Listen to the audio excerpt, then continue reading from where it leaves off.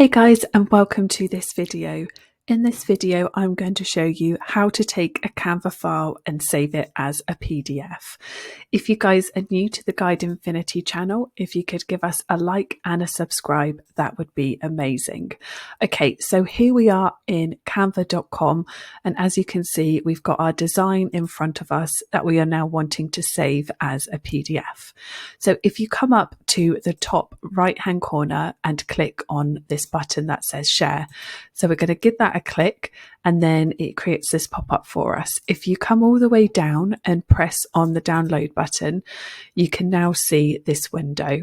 So it is suggesting that we download this as a PNG, but obviously we're wanting to save it as a PDF. So what we're going to do is click on this drop down, and then you can see that we've got lots of other options as well. So you can save it as a JPEG, you could save it as a video if this was a video, but we're wanting to save it as a PDF.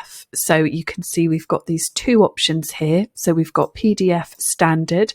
So this is just for normal documents that you're wanting to save as a PDF, or we have PDF print.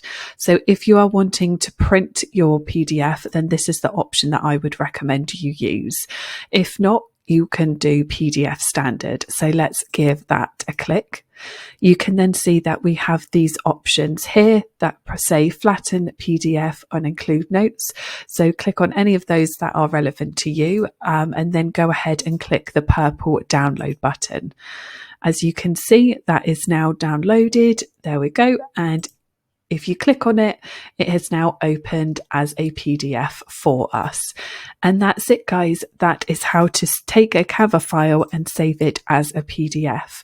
I hope that you guys found this video useful. If you could hit the like button and the subscribe button, that'd be amazing. Any questions or comments, if you can leave it in the comments section down below, that would be awesome. And I'll see you guys in the next one.